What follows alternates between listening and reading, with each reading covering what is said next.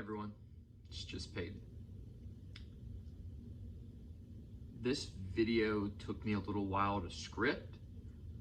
I have short-term memory loss, so please bear with me. There will probably be a lot of jump cuts. But this is a video, this is the first real video I wanted to make on this channel because it was something that changed my life forever. I grew up in Christianity hardcore. Fundamentalism. If you don't know what a fundamentalist is, they're really similar to like a Southern Baptist. This is the good book, and it's the only good book, and it's inerrant, and it's perfect. It's what I believed.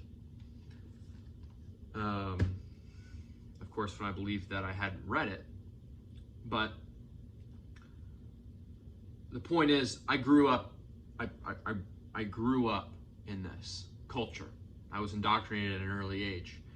I was raised by my fundamentalist Christian parents who were raised by their fundamentalist Christian parents. And I grew up in the church nursery, learning God nursery, having God and Jesus nursery rhymes sang to me before I could even speak. And every Sunday, I went to Sunday school to learn about the cool stories in the Bible. And I even did this thing, which I don't know if it was just my church or if it was a bunch of different Baptist churches, but we had this thing for the kids called Patch the Pirate. If anybody watches this and you know what that is, if you've done that too, please let me know. We did this thing called Patch the Pirate where every Wednesday, it was like youth group, but for little kids. I started that when I was in maybe kindergarten. So once you're school age, and I did that through, I think I stopped around 5th grade. I did it for a good amount of years, 5 or 6 years. And what you did was you would go to church on Wednesday, and it'd be essentially Sunday school, but in the evening on Wednesdays, so your parents didn't have to deal with you. And I would have homework, I'd have pre-reading. So before you go in, you'd have to read this big long story and answer some questions, and you'd go in and then, you'd learn all about it, and then you'd have homework, okay? So I had more homework for my church than I actually did for my school. So I was indoctrinated very, very young. And so much so to the point that I became saved at age 9. And if you don't know what that means, it's a Protestant thing. Most Protestants believe in being saved. It's when you pray to Jesus, usually out loud, but some people accept doing it in your head. But you pray to Jesus and you ask him to come into your heart and to save you, and that you believe that he is real and that he died on the cross for your sins. That's just a paragraph or two. You repeat after the minister or whoever's given the lesson. And so I did that, and it felt amazing. I was tingling all over. I was shaking. I really felt like I felt the Spirit of Jesus come into my heart, and I felt warm and happy and amazing. And my whole life changed. My perspective on everything had changed. Now everything is, everything is God first, Jesus first. No matter what I do, what would Jesus do? That kind of mentality. I've got to grow my relationship with Jesus. I'm a child of God, and I've accepted him into my heart, and now he's in my heart. And so I was very passionate about this. And I was baptized soon after. My mom and my Nana cried when they found out I was saved. They were so happy. I got baptized. And I was so indoctrinated that in 3rd grade, I had a friend. We'll call him Dave. His name was not Dave. I had this friend, Dave, and I was a really good friend of his, and he didn't have very many friends. And at school, I found out that he was an atheist. I don't think he used that word. I just think he was non-religious. He said he was non-religious. He didn't go to church. And I told him in 3rd grade, how old were you in 3rd grade? Like 8, something like that, give or take a year or two. It was about the time I got saved. So I told him in class, well, you're going to burn in hell for eternity. Like when you die, you're going to be tortured for eternity. You're going to spend eternity in a lake of fire in the most unimaginable pain you can't even think of forever. And you'll never get used to it, and you'll never see anybody ever again. It's just you in pain for eternity. And I told him that. He cried. He had to go home. He had to leave because he was so terrified by what I had said to him. And that bothers me every day, knowing that I did that to somebody. And when I told my mom and dad what had happened, they said, good job. Like, they were proud of me. They said, you did the right thing. You're spreading the word of God. And I was like, okay, that's awesome. You know, the truth hurts sometimes, but you got to tell them, because if you don't tell, nobody tells them, they're going to die and go to hell, right? So you got to tell them. And so this was my mindset. And I had multiple other friends, and I had gotten most of my friends saved. Most of my friends who were other sects of Christianity or Catholic, or I had one friend who was this hybrid because one parent was Hindu and one parent was Christian. I got him saved. This was very important to me because I really cared about these people, and I genuinely thought that when they died, they were going to burn in hell, and I could stop it. I would have arguments with kids at school. I would say things that I realize now are ignorant, but I would say things like, well, okay, you can't have something from nothing. What happened before the Big Bang? Explain that. Or I'd say something like, well, you believe in evolution, but how could we come from monkeys? They're still monkeys. I would even say, like, how can you not walk outside and look at the trees and the animals and everything and just not see God and not know that you've been created? Which, you know, when you're in 4th grade, those are compelling arguments, you know, I guess. You know, once you're an adult, however, those arguments become less compelling. But anyway, the whole point of this lead up was to say I was deep in the faith. I prayed every morning and every night. I went to Sunday school in the morning and attended Mass. Well, we don't call it Mass, it's just the church service. We'd go to Sunday school and then the church service. So I would attend 2 church lessons, I guess you could say. And then on Wednesdays, I did youth group. Okay, my entire childhood. And I was saved, and I was preaching the word, and I was evangelicizing. Is that a word? That's a word, I think. I'm going to use it. So the point is, I was in it to win it. I was in it to win souls for Jesus. Okay, this was my life's purpose. And the reason I'm emphasizing this so much is because I see a lot of Christians, and I did the same thing, and my mom did it to me when I told her I wasn't a Christian anymore. They'll say, well, obviously you weren't really saved. Nobody could be saved and walk away from the faith. And what I'm saying as nicely and politely as I can is I was saved. Technically, I still am. And I walked away from the faith. It happened. That happened. I understand why some people have to tell themselves that or have to believe that. I get it. I just want to emphasize that I was a real Christian in my mind. I was really in it, okay? So let's fast forward to high school and college. When I'm a senior in high school, I leave to go to college, okay? I wanted to be a nurse at the time because I love people and I care about people and I want to help people. That's why I was evangelicizing all the time. Okay, and so I wanted to help people through medicine. I wanted to heal people, but I didn't want to go to medical school. It was way too long. And so I wanted to be a nurse. And nurses have incredibly hard jobs, and I have the utmost respect for nurses. I'm no longer a nursing major, but I was a nursing major, and there's 50 spots every year. And there were 500 pre-nurse majors, which I was a pre-nurse major, sorry. So I was like, I've really got to study hard because I want to get in. And so for a year, I didn't go to church. I didn't go to church anymore when I went to college because I had to focus on my school. I didn't do any extracurriculars. I studied a lot. I played some video games every once in a while, but I didn't do anything. I just studied, and I wanted to ace my classes. And I did, and I got in. And that summer, I had a change of heart. I was praying like crazy. I prayed, starting freshman year of high school, I was praying like, God, please guide me, direct me. What do I do with my life? What do you want me to do?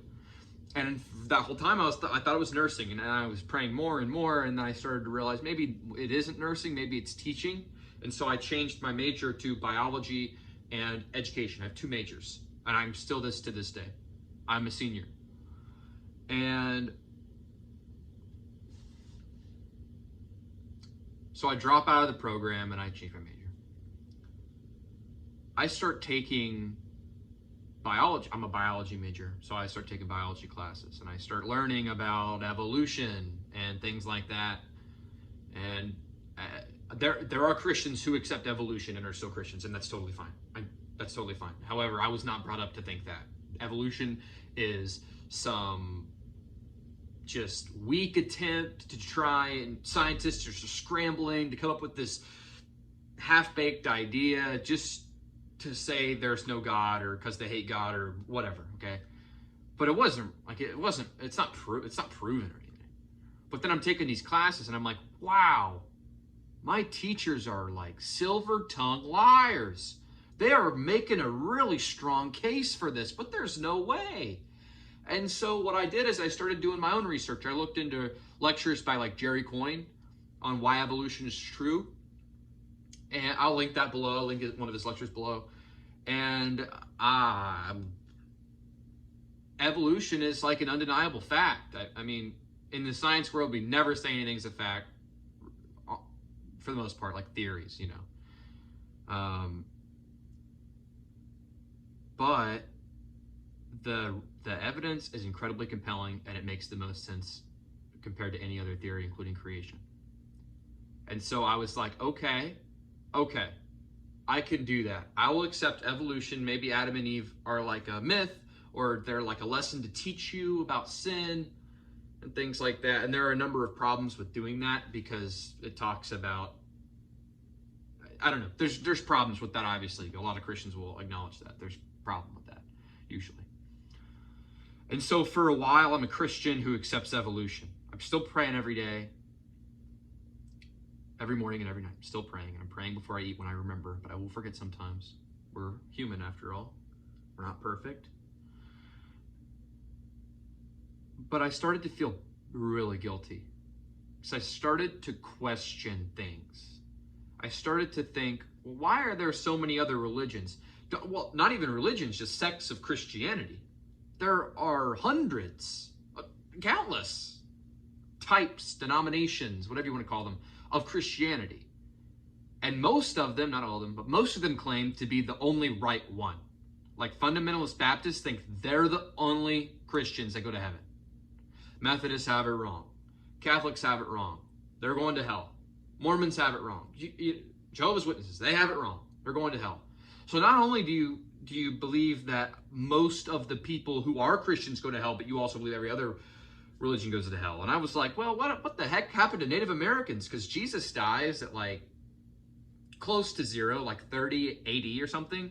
And we didn't even discover the New World until, 1,500 years or so later?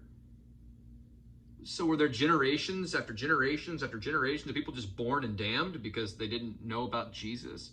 And so I had these real concerns. And I started to feel really bad. Because I was like, I'm questioning God. How arrogant. What an arrogant thing to do. And it is. I guess when you're a Christian, you think asking questions like that is arrogant, because you're questioning the most perfect, all-knowing deity in the world, or in the everything. I mean, God is everything. So it's really arrogant to do that in my mind, and it was. So I felt bad. And I asked God to guide me to find a church. And I found a Southern Baptist church near where I lived. And I started going. I went to Sunday school and I went to the church service. I also started reading the Bible.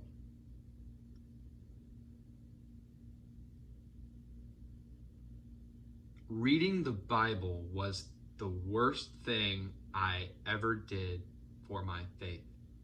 The Bible is what deconverted me from Christianity. The Bible.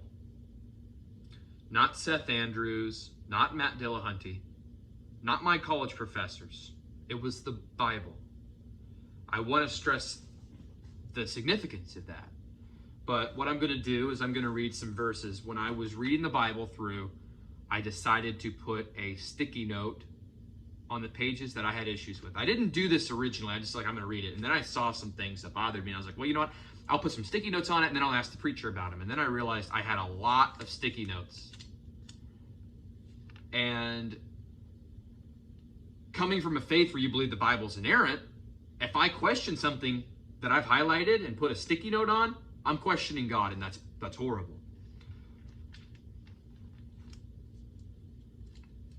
Now, I'm going to read mostly from the Old Testament, and a lot of Christians will say it was different times, Old Testament, you look at the New Testament.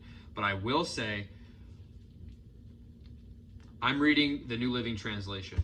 It's a lot easier to understand than King James, but you could read that if you like. Hebrews 13:8, and I will read it. Jesus Christ is the same yesterday and today and forever, which means he's unchanging. He has always been and always will be the same. So he doesn't change with culture. As culture changes, he doesn't change. God says that homosexuality is a sin. As society starts to accept it, he's not going to change his mind. He's the same yesterday, today, and tomorrow. I want to emphasize that. So I'm going to read some verses that I had issues with, personally.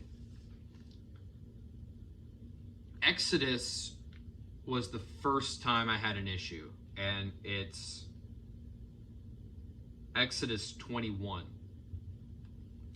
I encourage anybody watching this, if you haven't, to read the entire Exodus chapter 21, but it essentially says that slavery is not only okay, but it's completely justified and okay, and even worse, and I will read this part. This is Exodus 21, verse 20. Anyone who beats their male or female slave with a rod must be punished if the slave dies as a direct result. Verse 21.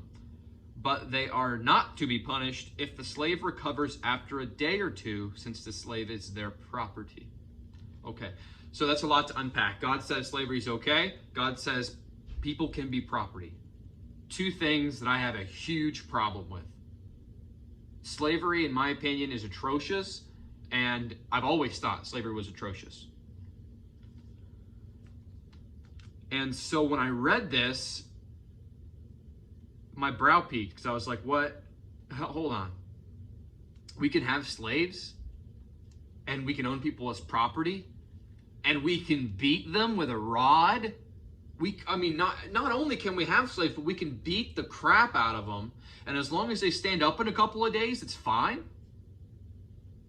Some people will justify it and say, well, that was just put in place so that people wouldn't just kill their slaves, because if you kill your slave, then you'll be put to death. I'm sorry, that's not compelling, because God, who is the perfect moral being, is telling people that you can own people as property and you can beat them. And I had a problem with that. I promise I won't read that many more. This one I find fascinating, because the book of Leviticus is what a lot of preachers will preach from when they talk about homosexuality being an abomination, and I will read that verse to you right now. It's Exodus chapter 20, verse 13. If a man has sexual relations with a man as one does with a woman, both of them have done what is detestable. They are to be put to death. Their blood will be on their own heads. So God's saying, okay, so you're gay. A lot of Christians don't think that you're born that way, that it's a choice. Either way, That doesn't matter if it's a choice or not. The fact that if I put my lips on the lips of another man in this context, I would be put to death. I don't even think theft is worthy of. I think you can steal property in the Bible and you don't get killed for it. But if you touch another man's genitals, then you'll be stoned to death, or however they would kill you. That I had a huge problem with because I am pansexual. And in high school, I realized, well, I said bisexual at the time, but that was a big issue for me because I was attracted to men. Luckily, I was attracted to women too. And so that was a part of me that I could repress for a while, but I had a huge problem with that. Anyway, this is the book of the Bible, Leviticus, where they preach hatred for gays, or maybe not hatred, hate the sin but love the sinner kind of attitude. Either way, it's bad. They don't like it, and they will tell you it's a sin and you're living your life the wrong way. But if you flip just a couple pages prior to chapter 11 of Leviticus, the same book, verse 4, chapter 11. There are some that only chew the cud, or only have a divided hoof, but you must not eat them. The camel, though it chews the cud, does not have a divided hoof. It is ceremonial unclean for you. The hyrax, though it chews the cud, does not have a divided hoof. It is unclean for you. The rabbit, though it chews the cud, does not have a divided hoof. It is unclean for you. And the pig, though it has a divided hoof, does not chew cud. It is unclean for you. You must not eat their meat or touch their carcasses. They are unclean for you. You can't even touch bacon. You can't even touch it. Of all the creatures living in the water of the seas and the streams, you may eat any that have fins and scales. So you can only eat fish that have fins and scales. But all creatures in the seas or streams that do not have fins and scales, whether among all the swarming things or among all other living creatures in the water, you are to regard them as unclean. And since you regard them as unclean, you must not eat their meat. You must regard their carcasses as unclean. Anything living in the water that does not have fins and scales is to be regarded as unclean to you. You cannot eat shrimp or crab or lobster. I don't even think you can eat catfish. I don't think catfish has scales. But the point is, these preachers who preach hatred or hatred of the sin of homosexuality will leave church and then drive to a buffet and eat shrimp. They'll eat pork chops. They'll eat bacon. The point is, I'm realizing now that Christians are picking and choosing even the fundamentalists who say everything in the Bible is inerrant.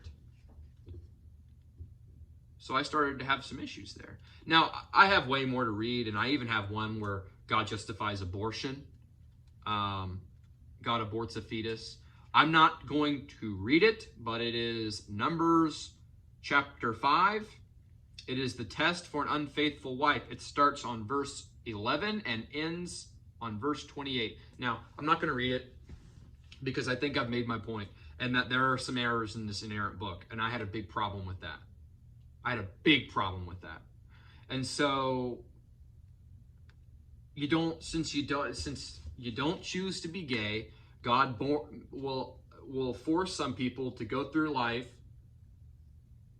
not able to marry or have sex, which is very important for mental health, might I add, for some people. And so you have to repress this way you live. And I thought that was horrible. And then the fact that the Bible says you can own slaves, I had a deep moral problem with. And so what happened is I was turned off from Christianity.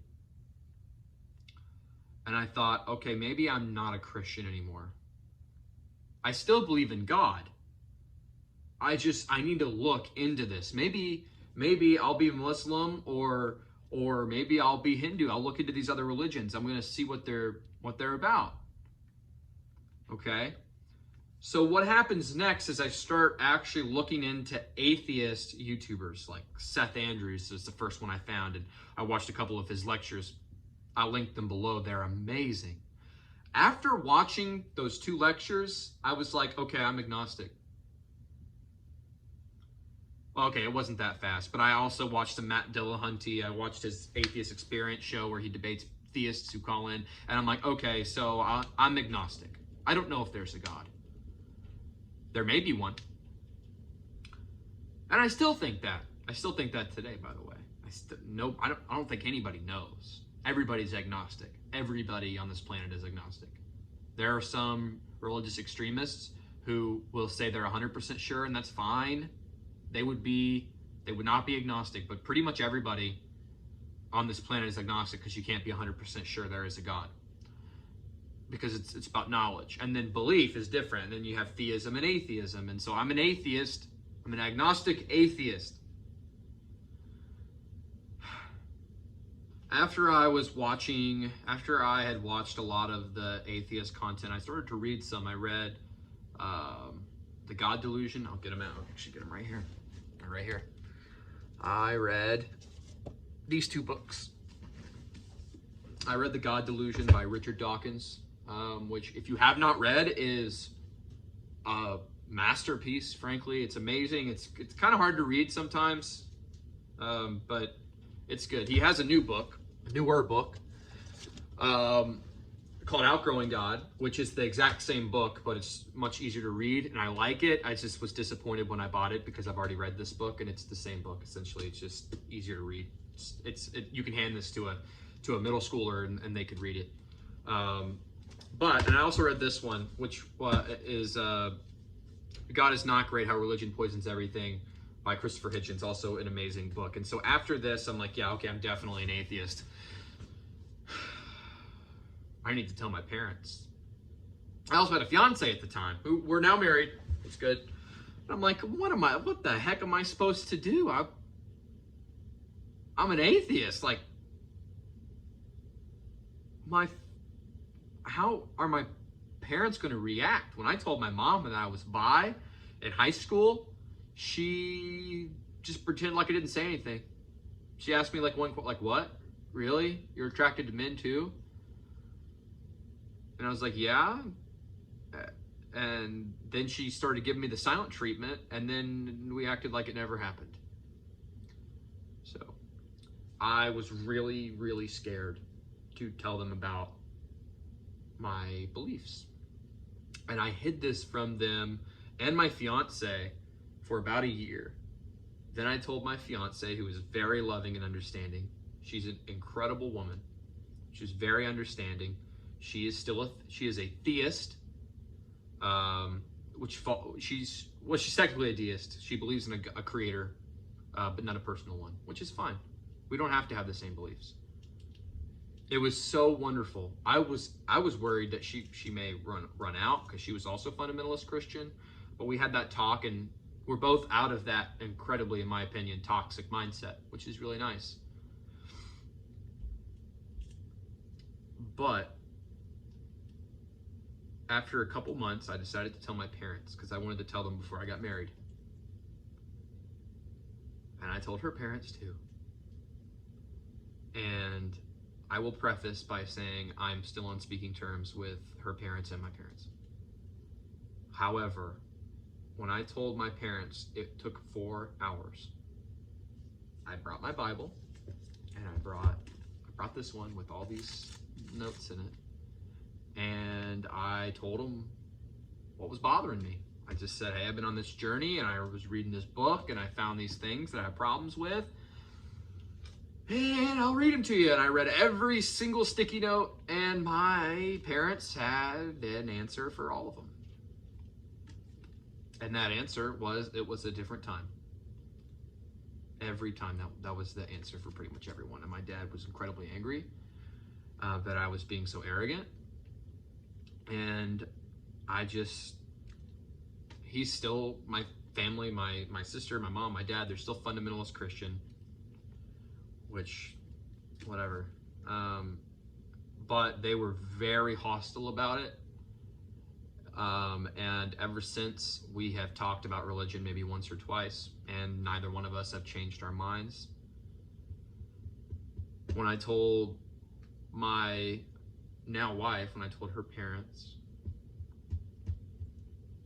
it hurt more to tell them, because instead of anger, they were just sad.